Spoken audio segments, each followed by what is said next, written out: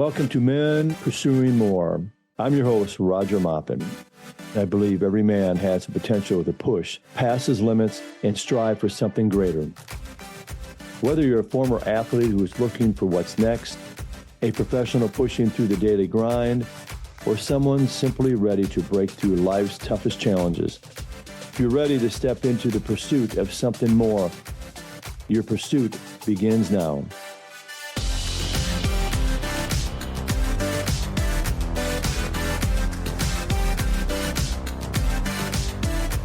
All right, welcome back to Men Pursuing More podcast, and I'm your host, Roger Maupin, and I want to welcome Caleb Woodstead to the podcast. So, Caleb, we're going to jump right into your story. So, tell the listeners about your journey growing up in Spooner, Wisconsin, and some of the successes and challenges along your journey. All right, well, Spooner, Wisconsin is a small town in northwest Wisconsin, about 2,500 people, and I was born here and I've spent my whole life here. So 39 years I've lived within a few miles of where I was born. Definitely home to me, and growing up was great. Really, one of the reasons I stayed here was because I had such a good childhood growing up here.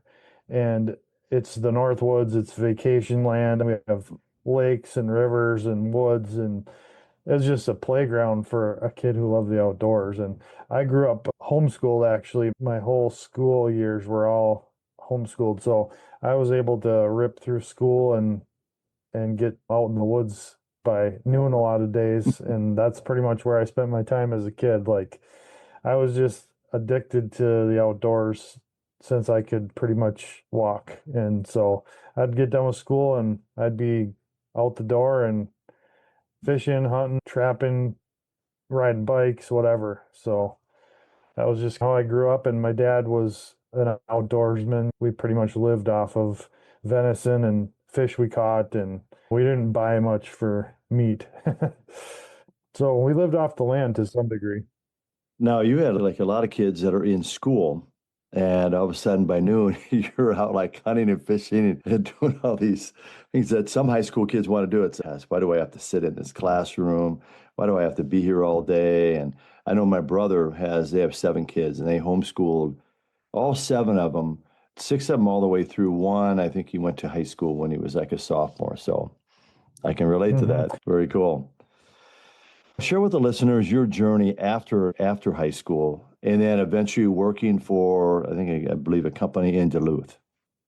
Yeah, so after high school, I didn't really know what I wanted to do. Of course, I had a lot of people encouraging me to go to college, so I took an entrance exam to take a land surveying degree. Since it was outside, I figured it might be something I'd like. And in the meantime, I wanted to take a year off because I really didn't have a real compass telling me this is my career path. So I just wanted to work a year and save some money. And I ended up working for a plumber who had recently got his master plumber license as an apprentice. So I got my apprenticeship started. And I pretty quickly realized that, hold on a second, you mean I can just work and I can make money right away, and I don't have to go to full-time school for 4 years and get a degree? And so I was like, this sounds like something I could do. And I liked it. It was something I had interest in. And so that's just stuck with me. And I've been a plumber for over 20 years now, but that kind of just set my path as a tradesman. And that was a process. It's an 8-year process to get your master plumber license in Wisconsin, but it was a process that taught me a lot. Apprenticeships are great because they teach you how to do the work in the field. And that's the only way to really learn a trade. And I had a good boss. For about 3 years, I worked for my original boss here in Spooner, doing most of the residential plumbing. And then he moved away, so I had to find a new job. And this was literally right after I got married.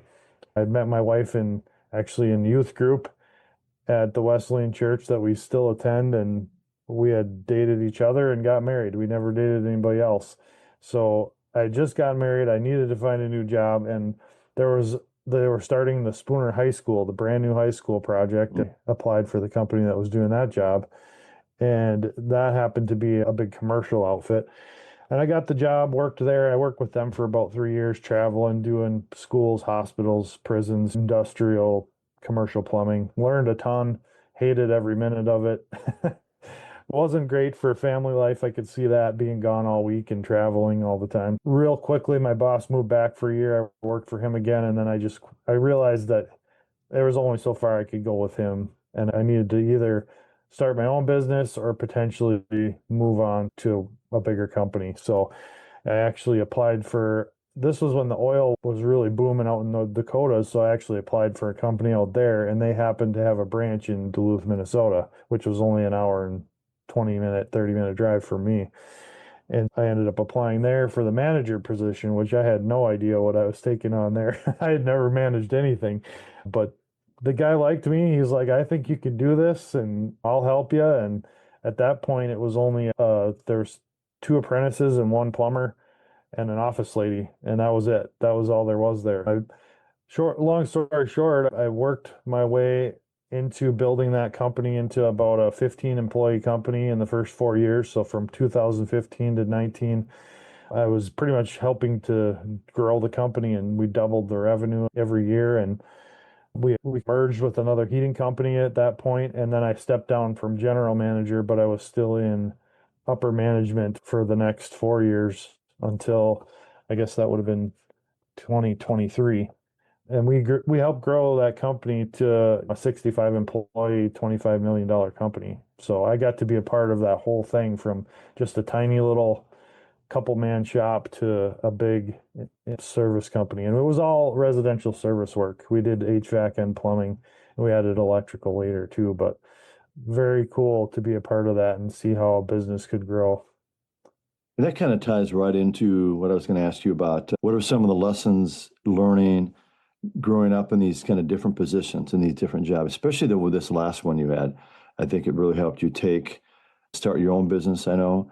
And then also, how does that kind of tie into your YouTube channel? But we'll get to that in a minute. But just how did this kind of assist you in starting your own plumbing company? hmm I've always been a problem solver, and that's just been always my MO.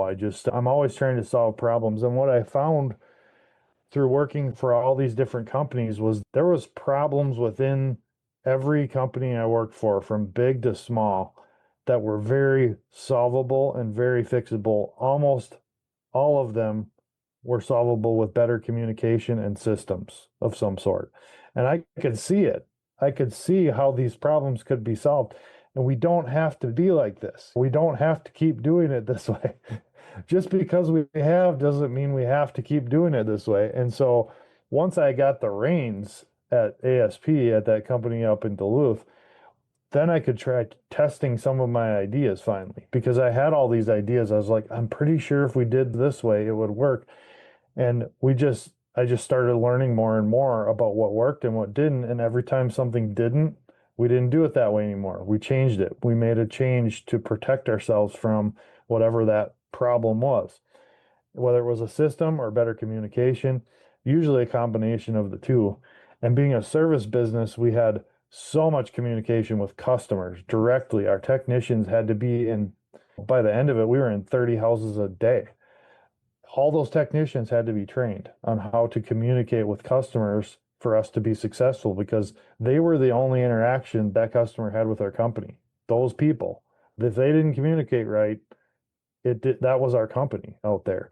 I learned from all those guys' mistakes, and I helped to train all these new guys coming in on, hey, this is what we've learned here. This is how we do it. And that was the biggest thing for me. It was just how critical the experience is in a service business, and how communication can make that happen for the customer. And when you scale anything, that's when the systems come in play. So I learned both. I learned the communication that had to happen, and I learned how to scale it and make systems out of it that people could follow. And that's a lesson for those going in the business, those two areas, because sometimes they just focus on one, and you got to have both of them in place. And we'll get to that kind of regard to your own business and then what you're doing with the YouTube channel too. But share with the listeners your interest in fishing and hunting growing up, and how your wife convinced you to post some photos of fishing on Instagram in 2018. Sure. Yeah, so through this whole time, through my whole career, my whole marriage, everything, my identity was number one as a Christian and number two as an outdoorsman. That was my lifestyle. When I wasn't working and I wasn't with family doing stuff, I was hunting and fishing all the time, as much as I could. I literally didn't miss a week of hunting or fishing basically ever. And it didn't matter if I had to get up at midnight and fish till 6 a.m. and be home for whatever. Like I was doing it. That was all I cared about. Through that experience, I had learned a lot about it. And I've always been fairly artistic. I'm a musician. I can draw, and photography came naturally to me. So I was taking pictures of some of the stuff I was doing out there, and my wife noticed that I was taking some pictures, and she said, "Why don't you share them somehow? Like you have Facebook?" And I said, "I don't really use it, and it's dumb and whatever." And I poo-pooed it. She kept bugging me. You should get it on Instagram. That's where everybody shares their pictures because it was a photo sharing app back then. And so I finally did, and I started posting some of my photos of fish and started captioning them with some information and how to do things, and started growing Instagram really quickly, and started getting some brands reaching out to me and saying, "Hey, can you promote this or promote that?" And all of a sudden I just had a light bulb moment where I'm like, this could be how I make my way into the hunting and fishing industry, because I always knew I was gonna. That's all I ever wanted to do was to be in the hunting and fishing industry, the outdoor industry somehow.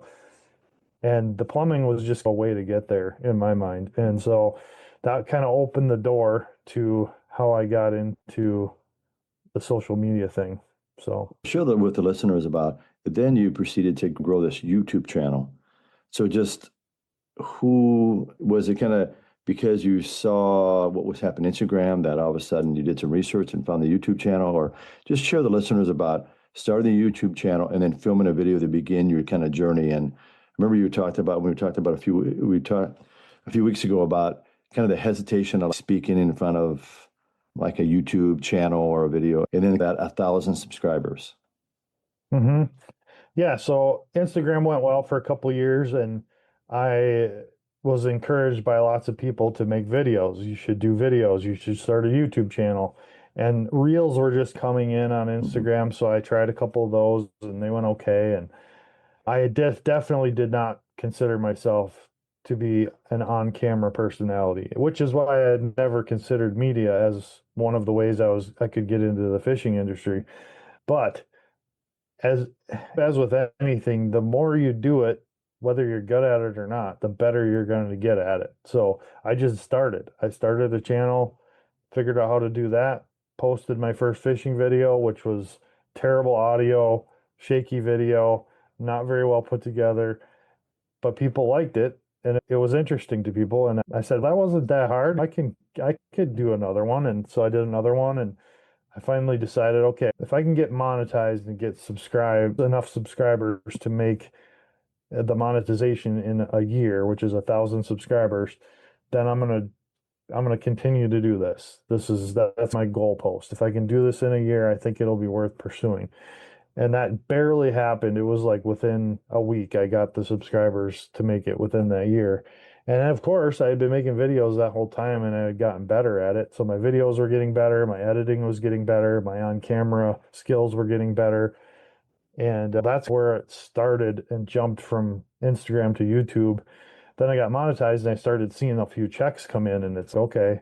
This is also, this could definitely, I could see the doors opening, and I started to talk to more brands. I started to get a few brand deals, and that was how the wheels started rolling on the YouTube thing. Now, share with the listeners your success in the plumbing business, because you stepped away from that company and then you started your own plumbing business in the area of Spooner. And then why did you step away from the business?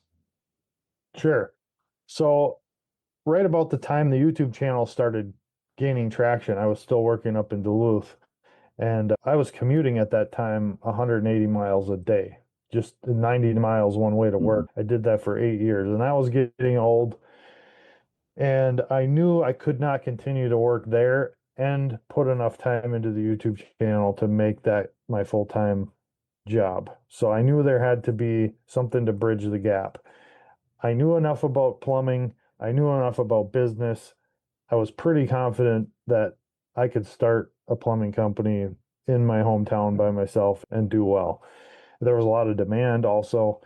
And so many bosses that I talked to that ran plumbing companies said, I don't know why I don't just just do this myself, just get a van and work for myself. There'd be so much less headaches, so much less overhead. I don't know why I don't do that. And I said, I'll do it. So that's what I did. I didn't hire anybody.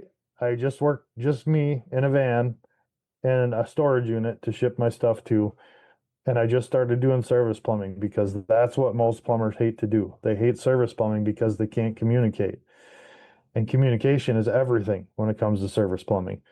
I had no competition. Once people realized that could fix and solve their problems and take care of them, it was as much work as I wanted. And I was very particular about the work I took too. I didn't do any new construction. I didn't do any drain cleaning. I just did straight remodels and repipes pretty much and repairs, and that was it.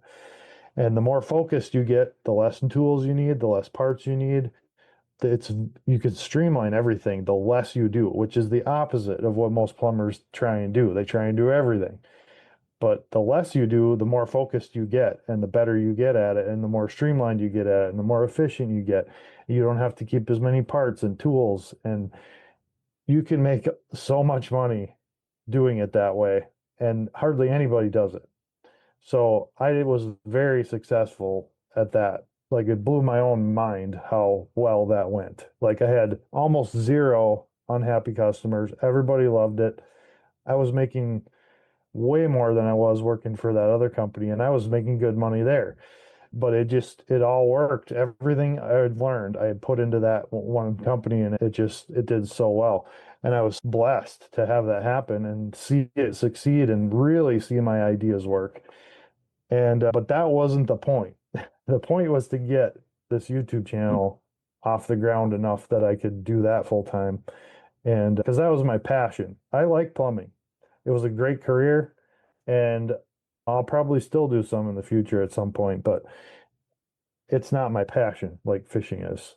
And that kind of that's just a lesson learned for someone going into their own business or going into plumbing. Just that you talked about that communication piece. And I know you talked about when you were at the company in Duluth about the system behind everything and about being efficient. Just such key lessons that I think sometimes we make it so much more challenging on ourselves and on the business. And sometimes we can really, if we can be coached up or be mentored by somebody just to help us along the way. I will say that almost everything that I saw succeed in the plumbing business was counterintuitive to what I was told when I started. It was just, there's so many, I'm sure this is with any business, there's so many lies that have just been pervasive throughout the business. Everybody just repeats what everybody else says, and nobody actually vets it and says, is that even true? But I'm such a cynical person, which sometimes comes in. It's a good trait to have in that kind of situation. It's not always good, but if you can channel it and say, wait a minute, are we just doing this because you heard it from somebody else? Is this true? Does it have to be true for us? Does it have to be true for me? And most of the things I found that worked were the exact opposite of what people had always told me, the conventional wisdom. So thinking outside the box, huge. That kind of ties into what we're going to talk about next. And just share with the listeners the process of recording, because some people want to know, how do you process, like record these videos? You do it on your own, or does someone do this? And where might these recordings take place? And then what are some of the kind of the highlights you've had along the way in the last few years? Yeah. So long story short, just to wrap up that plumbing piece, I did close my plumbing business in April after about a year and a half of work and wrapped up everything I had going and went full time and jumped off the cliff on the YouTube thing. So I have been doing YouTube full time now since April, but I've done all of my filming, editing, marketing, promotion, all of that is just, it's just me. Same thing as I did with my plumbing business. It's just me doing everything right now. That brings a lot of challenges, especially with filming yourself. You have to learn ways to place the camera and deal with audio. And it's a whole different animal when you're filming yourself. And then, of course, editing is a whole nother skill set. Dealing with sponsors and all that stuff is another skill set. So it's a demanding job to run your own YouTube channel. But again, I did go away from the conventional wisdom and I went with a much more analytical approach to YouTube and a much more information and training style with mine. A lot of the other films that, or a lot of the other anglers that have had YouTube channels have been much more successful with the entertainment style, more vlogging. And I just went, wait a minute, I don't have to do it like everybody else. Everybody else is already doing that. There's tons of competition for that style. I'm not that kind of person necessarily. I'm not like a goofy, crazy person who people would want to just watch crash their boat into the shore or whatever. Like, that's just not me. I'm hardcore fishing and I like the details. So I was like, I'm just going to start sharing the details. And as I did that, I found those videos did way better than my just going fishing and vlogging. So I leaned into that. I made some spreadsheets and at one point and figured out basically the perfect video compared to all my other videos that I'd done. And they all were pointing in this one direction, which was a fillet tutorial on how to fillet a northern pike. And I filmed that video, edited it, did the title, thumbnail, everything just like my spreadsheet had laid out. And that video is still my best video to this day. It just, that one thing was the turning point that kind of flipped and the switch and everything was like lining up. I could see the numbers working after that. Okay, this is doable. So that's how that's kind of how it's gone. And so far, I haven't hired anybody to help me with the channel. Eventually, maybe I will, but for now, it's just me at this point. So the use of kind of like data analysis or like the analytical piece of it that Yep. you looked at in regard to what YouTube video worked the best. And listeners probably wondering like, where do you film these? Is it, I know you're in Spooner and we have kind of a cabin like north of Spooner as well. So I know some of those lakes around that area, but where does this take place? I'm sure you fished at some of the lakes around that area, but where are some other places that you fished besides, we're just talking about maybe around that area, but also other locations too? Sure. Yeah, my geographical area basically consists of mostly local lakes within 60 miles of Spooner, but we have hundreds. We have 600 lakes in Washburn County alone. So there's lots of options. But then I also fish Lake Superior quite often, both in a boat and ice fishing. I fish Lake Michigan. I fish the Mississippi River. I fish Lake of the Woods and some of the lakes in Minnesota, the bigger lakes. I fish up in the Boundary Waters canoe area some, and I film in all those places. And then if we travel, I'm also filming there. So I've got some very successful videos down in Florida, snook fishing and surf fishing.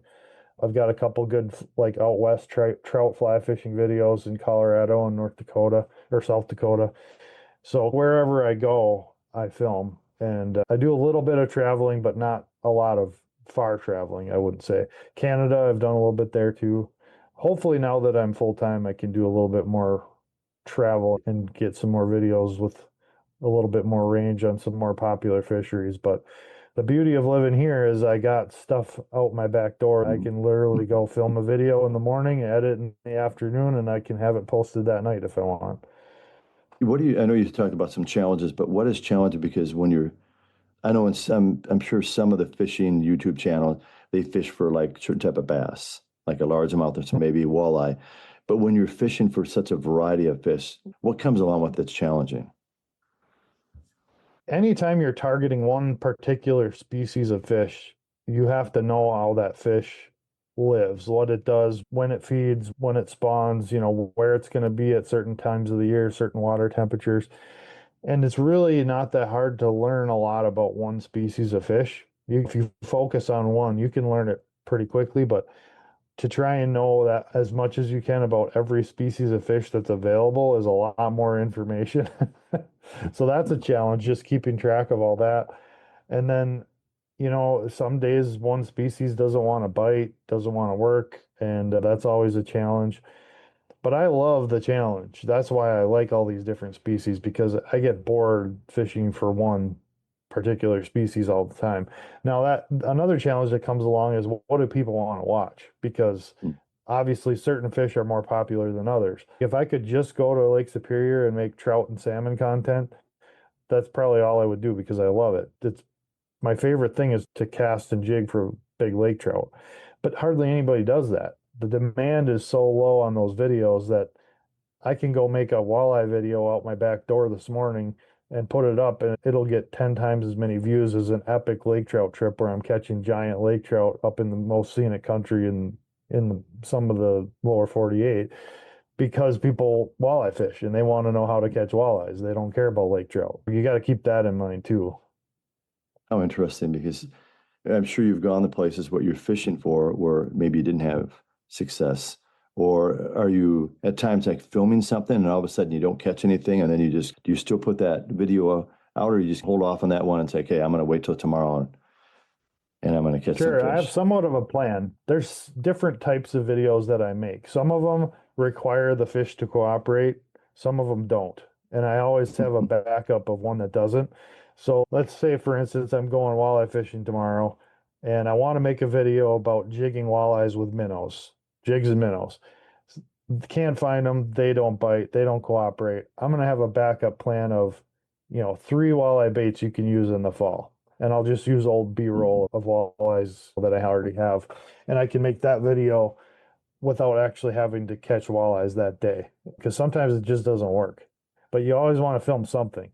And then other days I just go out and fish and all I do is collect B-roll, which is B-roll is basically video to put over talking content. So I can show people what I'm doing as I talk about it. And that's one of the reasons my channel's been successful is because I've spent a lot of time showing people how to do things and exactly what to use and exactly how it looks as I'm explaining it versus just talking about it and not having all that B-roll. You can't visualize it as well. It just doesn't help. It just helps with teaching people how to do things when you can show them how to do it. So it takes a lot of extra work, a lot of extra filming, but I think that's one of the things that makes my channel stand out.